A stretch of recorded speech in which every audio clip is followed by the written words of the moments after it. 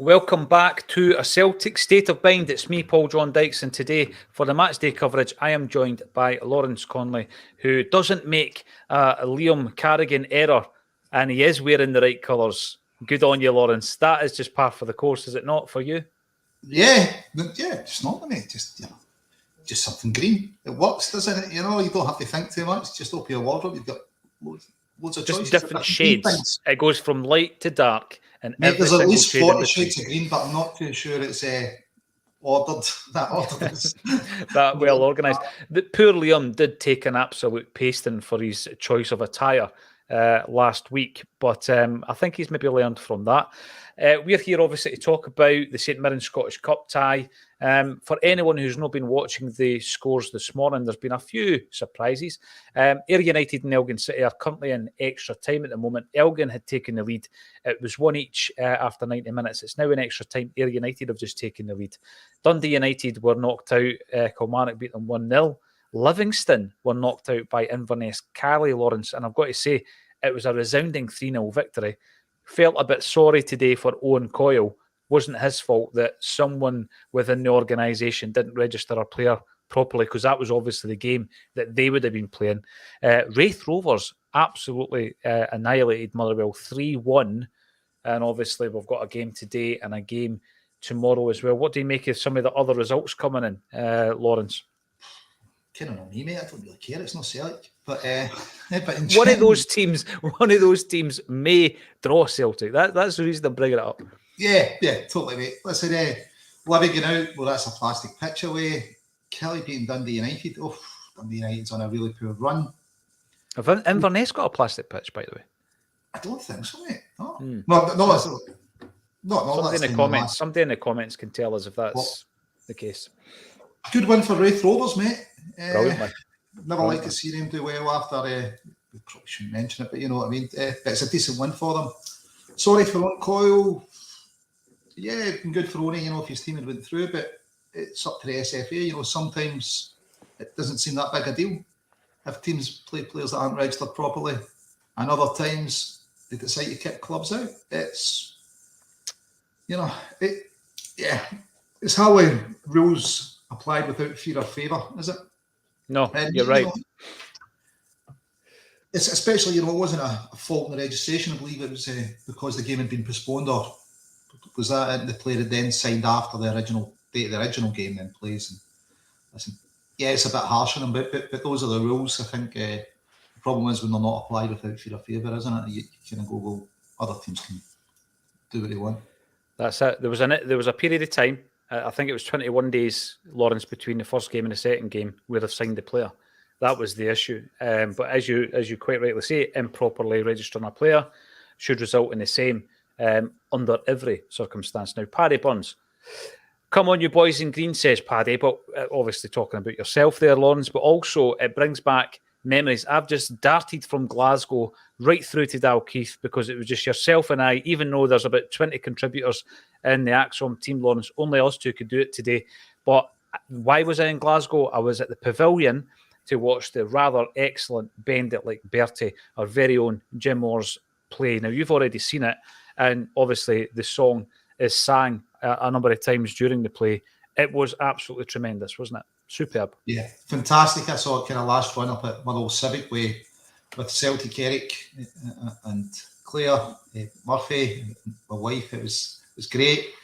The one and only John Fallon was there that night, which always brilliant to see John. Just cracking, full of laughs from start to finish. So, if you don't like laughing and you don't like crying and you don't like enjoying yourself, well, don't go to this. But if you like those three things, make sure you get a ticket. Yeah, Jim Orr pulls on the heartstrings, and he does have a wicked sense of humour, which comes through in the play. Support the artist, basically. Support Jim as someone who decided in his retirement, I'm going to do what I've been wanting to do all these years, and he started writing plays. And by the way, it was fantastic. Now, Paddy Lavery, good strong team. Let's talk about the team then, Paddy. That is an astonishing avatar picture you've got there. Brian McClure, some guy in the middle, and your very self on the right hand side, Paddy. That was us at Gracie's, Lawrence, and obviously we are going to be enjoying Tommy Boyd at the end of this month, Danny McGrain after that. And then in April, Alan Thompson. There's still some tickets for Tomo, and the link is underneath the video. We start off with Joe Hart in goals, Alistair Johnson, Greg Taylor, Carter Vickers and Starfelt at the back. We've got McGregor, Turnbull and Moy in midfield with Jota, Maeda and Kyogo up top. On the bench, Bain, Haksabanovic, Abada, Kobayashi, Iwata, O'Reilly, Hatate and Forrest. We'll run through the team in more detail, Lawrence, but there was quite a bit of chat, not only on the socials, but also on the Acsom bulletins around some changes. And people were saying, Ange could ring the changes. I predicted my own team, which was too different from what he's actually picked. I don't think Ange does that. I mean, I think there was the opportunity previously to do it against Alexei Morton. He didn't really ring the changes, did he? He's going to be playing a strong team regardless of the opposition. He's only done it one game away from home in Europe, hasn't he? During this time, he was rung the changes, so to speak. So, yeah, it doesn't appear to be a trait of Ange. But then again, when you look at the strength in that bench, you could have made 4 changes. There could be 4 boys from the bench playing, and you go, it's not really wrong the changes. That's a strong team. It's maybe a reflection on the strength of the squad. I suppose Turnbull's the standout one. He's what, 18 months, just under 18 months in his contract. We've got a decision to make at the end of the season. He brings goals to the team. There's no doubt about that. There's some debate whether he's an Ange-style player or not, but he's definitely bringing goals. In the midfield, I think I'm only convinced of. That 3, I think McGregor and Moy have convinced me.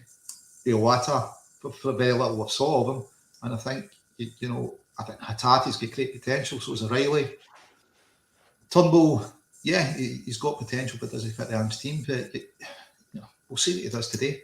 I've no doubt he's going to score. He's just got that knack just now, hasn't he? He does. He does. Take his chance. But it's a strong lineup, but. As I said, you could have picked 3 players off the bench and put them in the team and 3 and it would still be a strong lineup. I want to talk about Turnbull, but that point you make there about taking people from the bench, putting them on, I think you've got kind of 2 groups of players at the moment outside of the starting 11, Lawrence. You've got players like the ones you've just mentioned that are almost like shirt swappers. So you could swap Turnbull for Hatate. You could swap Moy for O'Reilly, for example, and these guys could make that change. But then there's a few on there also that I think are what I would call unknown quantities. And obviously, due to the fact that they've just come in and they haven't really broken into the side, Iwata, Kobayashi, I'm even going to throw in Haksabanovic. Some people might disagree with that because we've seen a bit of him, but I don't think we've seen the best of him yet, Lauren. So there is not only the, Abada could have came in, no sweat, Abada could have came in, and you would have still thought it was a strong side. I tipped Abada to be playing today. Ralston could come in for Johnson at right back, and it would be one of these shirt swappers that I would refer to. But then you've got the unknown quantity, and there's certainly 3 of them, maybe even 4 of them on the bench today as well.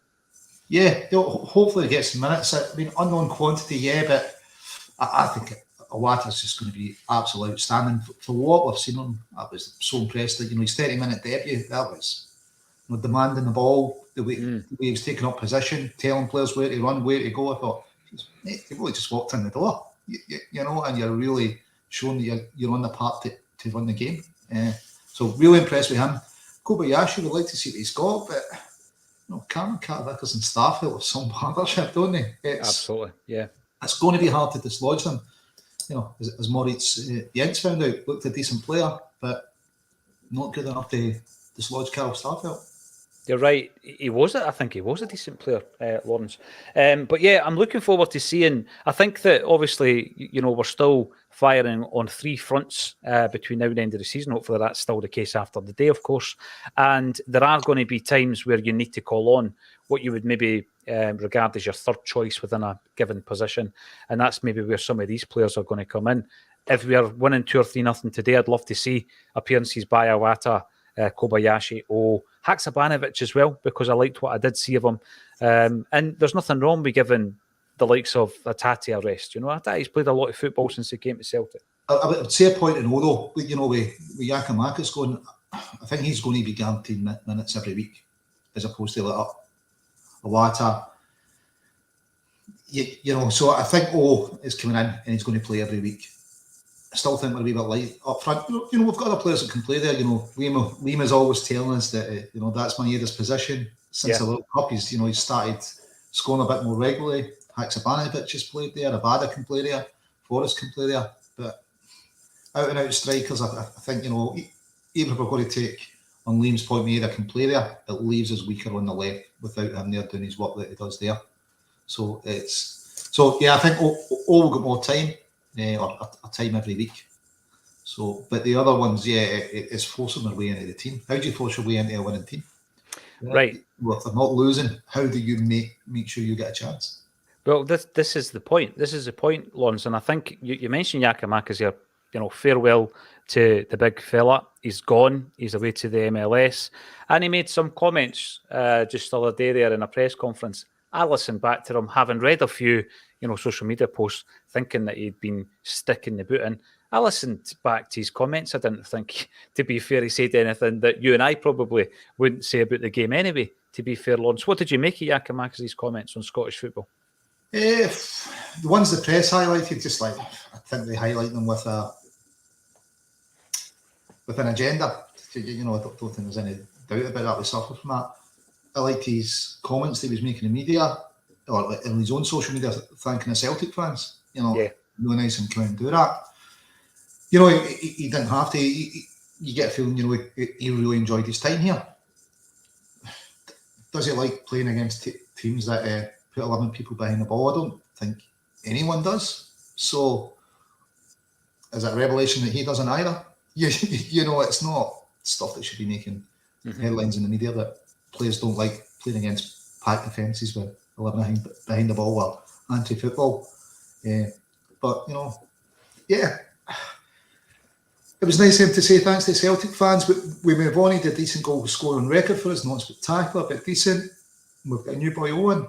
Really want to see what he can do, because you're hoping that he's at least an upgrade, aren't you? He's got to be. Well, I think similar to Johnson coming in for Juranovic, what you have seen is, you could argue the toss all day to say if Johnson's an upgrade or otherwise, but you've got a player who also played at the World Cup, albeit not in the same quality of side or in the latter stages of the World Cup, Lawrence. But you've got a guy there who, let me just check his age, because obviously Johnson's got time. Johnson's 24. Oh, sorry, I thought you were talking about Johnson's. And he's got 30 odd caps already for Canada.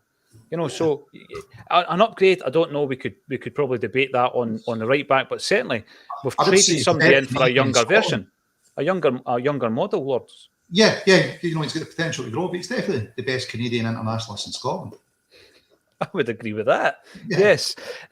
Yakimakis, on the other hand, it was at a different stage of his career, and we brought in someone, as you say, 21, completely different view on where he is. He's willing to fight. He's willing to get into the team.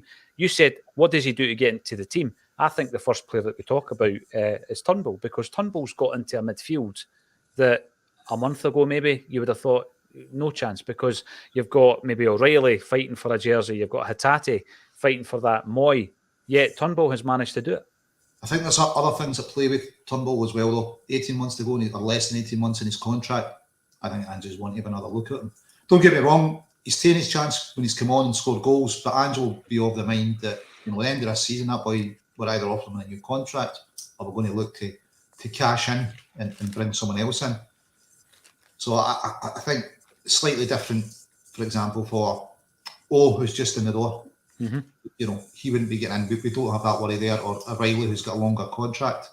But yeah, hats off to Turnbull. He's certainly taken his chance when it's been presented to him, hasn't it? He's now in the starting 11.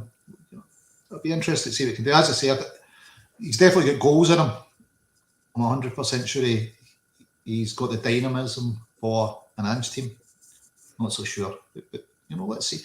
What was it? You know, he had a really bad injury. You know, it's not that long after it. He's never really built up a huge string of games or a full season after it, has he? Where he's been in the team.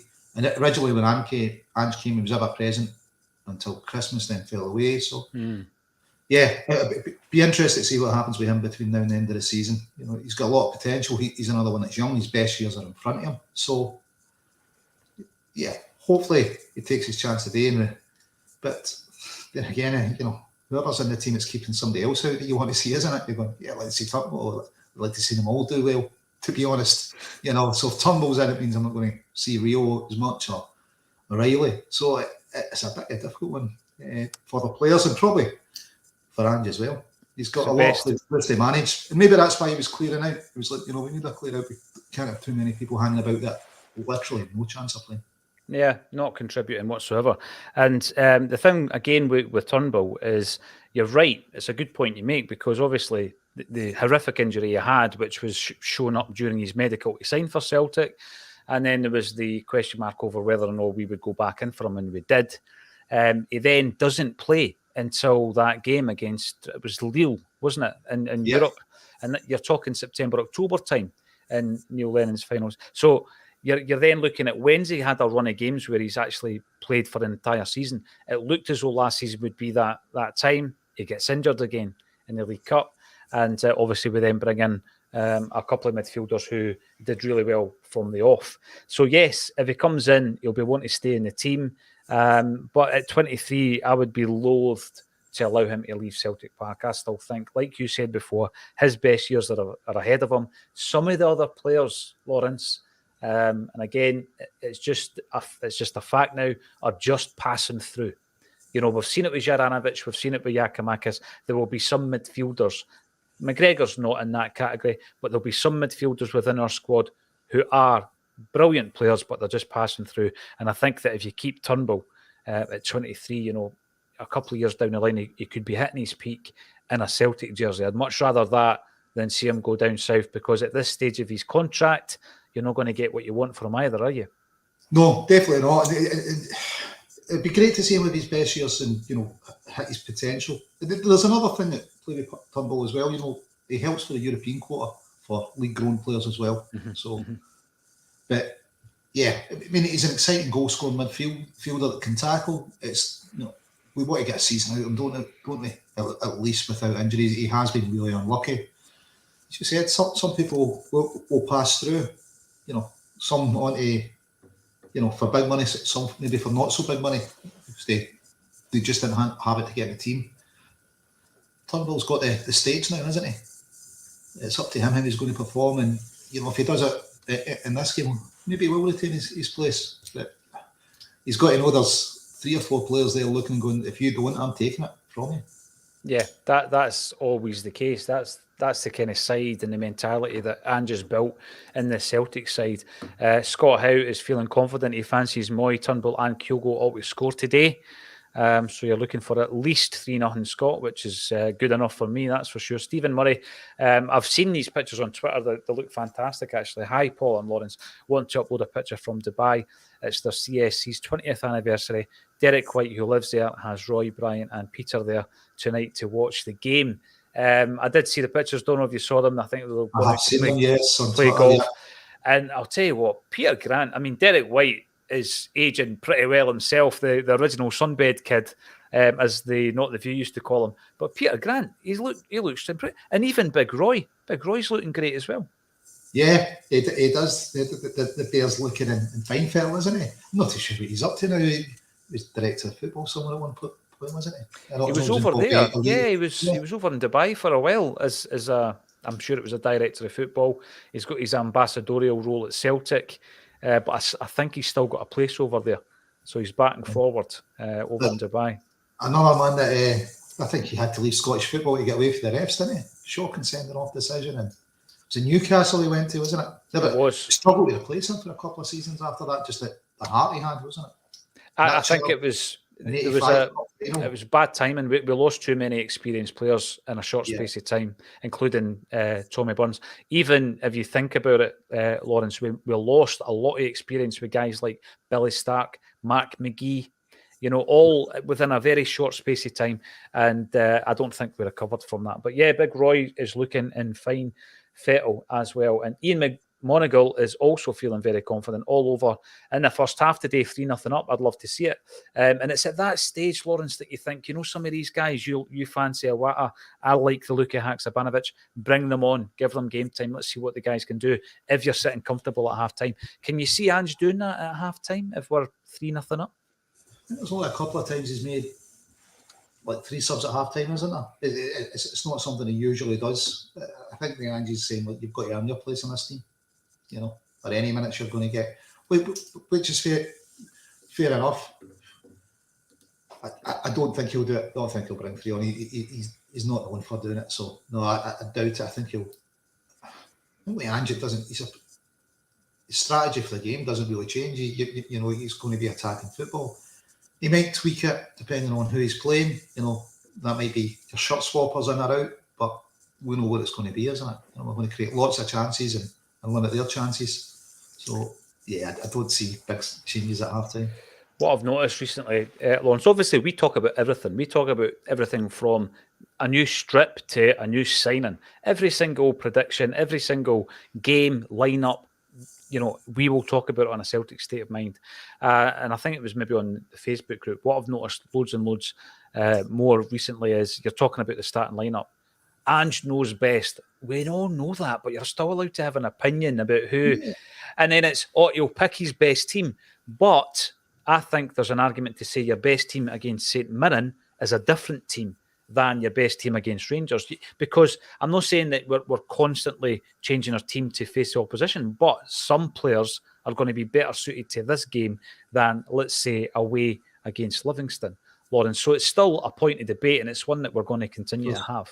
But listen, I'm not saying, when we have the chat about it, I'm never saying that I could pick a better team than Ange. What I'm saying is, listen, that's not a team I would pick. Do I think that I'm better at picking football teams that have won champ manager, Subbuteo, super striker? What's Ange done? I'm going to say it's pretty much a no competition. Ange is obviously knows best when it comes to picking football teams. It's just maybe not the team I pick. I'd say. And you're allowed to talk. You're allowed to say that. That's fine. It's not a problem. I've found that Dubai picture, actually. I'm going to bring that up just because we were talking about the boys, and they're looking in fine felt. Obviously, Brian McClare is over there as well. Socrates, Chocaldinho. He's over there as well, and he was on fine form at Gracie's the other week, wasn't he? You were there once. He's a very funny man, Brian, isn't he? He's got a very a dry sense of humour, but so is Jim Orr, and that's why I think Jim's play is so good, because the humour is very, very kind of left field. Let's have a look. There the boys are there. Look at that. Look at that for a lineup. Chalky, The Bear, Derek White, and Peter Grant. And as I say, look at Granty. He looks brilliant. He's looking well. He is looking well, isn't he? Did you never think he looked a wee bit like Corey Feldman in his younger days, the guy out of the Goonies? For me, I'd have thought that Corey Feldman looked a bit like Peter Grant, but it depends what way you look at it, I suppose. They're probably about the same age. But yes, all the best to the boys who are celebrating their 20th anniversary. Brilliant. The work that goes into supporters clubs is absolutely phenomenal. So well done to that. It's the Dubai hoops, isn't it? With the camel with the it is. Arabic headdress on it. Is the motto? Yep, I've got it up there now, actually. Yeah, that's the one. Dubai hoops. Yeah. We've also got Brian Donaghy. I think he pops in there and watches the games. Listen, if they ever want us to do an Acsom live, give us a shout. I'll happily come over to do that. Franny Weldon, afternoon, Paul Lawrence. You're going for 5-0. A lot of confidence coming through the comments at the moment. But that's what you get, Lawrence, when you've got a team on such a great run. And as you say, strength and depth, really strong bench. Celtic, 67, was there on Thursday night to watch Spend It Like Bertie. It was brilliant. Yeah, it was. Jim is, he's a very humble guy, but he's obviously a very talented writer. I want to talk about some of the other players in the team. We already touched on Johnson. Similar to some of the other dilemmas, I guess, or selection choices that Ange has had. What does Johnson give you, do you think, Lawrence, that Tony Ralston doesn't on the right-hand side of defence? He's match fit for starters. Tony's coming back from injury, isn't he? So I think it's maybe that's played a big part in it, isn't it? He seems a lot quicker than Ralston. Appears to be a lot quicker. He's good across the ball. Still up for debate. Seems to have a good bit of digs, but so does Tony Ralston. So I think that's. I don't know if that. I think that's more influence that Tony's still to go up to speed, isn't he? Still get match fit. Some people might say, well, this was the very game to get match fit. But I think that's maybe played a part in it. But I think it's the speed he's got. He just seems absolutely rapid. Maybe even as quick as Didier Agat, who knows? But we both know that Agat lost a wee bit of pace since he retired, Lawrence. Just a wee bit. He's still quicker than me and you, mate. No, he's not. He's slow as anything. I overtook him. Remember that day? I overtook him. I was playing right back. He was on the right wing. I heard Rudy shouting at you to get back. Rudy was always shouting, that's for sure. Yeah, Red Scotland. Get a calendar out to time you. Oh, I still have nightmares about that. Turnbull's still young, says Red Scotland. He's the future of Celtic. Perhaps when the manager is not here, I don't like thinking about that. I wouldn't be too quick to part ways with such a player. I agree with you. I would keep him. I just think, I see Turnbull at some stage developing into a full Scottish internationalist who is there or thereabouts every single international game. I think we're going to regret it. That's what I'm going to say. If we get rid of him, I think we'll regret it. So yeah, always good to see Turnbull in the starting lineup, and it's there. He's there on merit. Greg Taylor's at left back. You're a big fan and have been for some time, Lawrence. But what are you thinking about Bertie at the moment? He's obviously way out the picture. He's just going to have to satisfy himself with cameos here and there, particularly between now and the end of this season if Taylor keeps up this form. Yeah, Bertie, he's still got to convince everybody just now. He's got a hard job moving Taylor. Bertie's very much still learning the left back position, wasn't he? He's not that long converted from a winger. Huge outlay for us. Was it 2.7? It was in a lengthy contract as well. So big investment. And just faith in him. He sees potential there. He's another very quick player. But it's moving Greg Taylor. He's got a lot to do, So it's a task I wouldn't fancy. But he's a young player. He's got time on his side. He's got a length of contract. But I wouldn't say he's closer to Greg Taylor than Liam Scales was, for example. So I suppose he was an upgrade on the left back in that sense. He's still got a bit to go, but young players move country. He's got time ahead of him, but we'd want to start seeing something between now and the end of the season when it comes on, some better performances from him. I think you've got to. The semi-final, I think, first half was a couple of times the players looked at him and were like, nah, we'll not pass it to him, we'll keep it. He seemed to get a wee bit more of the ball second half, but yeah, he needs to do more with the time he's getting on the park pretty soon. He does. He needs to do exactly what Moy did when he got his jersey, and obviously what Turnbull has done as well when he got an opportunity. But what he also needs to realise, we've actually got at the moment, we've got 13 players out on loan. And so at the end of the season, Liam Scales will be coming back. Montgomery will be coming back. Even Ewan O2, he can play centre-half. He can also play left back. Played a lot of games for Clyde at left back. So we're going to have options in there, Lawrence. So if you do get a chance, you're going to have to take it, because all it takes is for someone like Montgomery to start coming through and coming to fruition. And then you could find yourself as third choice. I hope he's able to adapt. I know that there's it's a difficult move, isn't it? Argentina to Scotland. There's a whole culture change that he needs to adapt to as well. So talking about fans in other places, we've got Paul Campbell. Hail from Dusseldorf, CSC. Never visited it. Wouldn't mind visiting that. We'll bring Acsom over there as well. Just give us a shout and we'll do it, Lawrence, without a doubt. Carter Vickers, you mentioned him earlier on, and I'm now of the view, and probably have been for some time now, he is, for me, he's the keystone. He's the guy that everything else is a lot stronger if he's in the team. And by the way, I'm not saying that Starfelt's not a good defender, hasn't played well, but when they're playing together, for me, it's a partnership that someone like Kobayashi has to come in and do what Turnbull's done in the midfield to break that up. They're going to have to do something pretty special, I think, Lawrence. Yeah, I would say he's easily our best centre half, Carter Vickers, isn't he? Bit unfair on Starfelt, he's playing out of position, Starfelt, but yeah, the partnership they've got, they've been here the longest out of the centre half, so anyone signing's got to know that. So you've got a challenge ahead of you. Bruno Ange doesn't like to change the defence up too much, so there's another challenge. It's different, if you're a winger, or for example, you're going to come in and you're going to get minutes. Mm-hmm. The centre half knows he's not guaranteed any minutes. He's barring an injury to either Vickers or Starfelt, that's when you could expect a run. So yeah, big job, but Kobayashi looks good. He's left-footed. We know Starfelt sometimes looks a bit awkward being on the left-hand side. So, yeah, time will tell. But I wouldn't expect to see him out today, Paddy's coming in. He agrees. Corey Feldman. Peter Grant is Corey Feldman. Watch Stand By Me and think about Granty in his younger days. He's his doppelganger. One final thing. Celtic's financials are looking all right, eh? 50 million? Oh, that's not bad, mate. Eh? Must be all the Dembele dollars we keep getting. That looks okay. We're certainly not crumbling like a pack of cards or folding like a pack of cards. We could, so we're not having to have another share issue just for running costs. A confetti share issue? No, I don't think we'll be seeing that. They look down on that kind of thing, don't they? Having to issue shares just so you can run your football club. You might wonder what the SFA thinks, because you've got to prove you can get to the end of the season, haven't you? You've got the finances. Listen, we could dedicate a whole... when you've got 50 million in the bank, is it?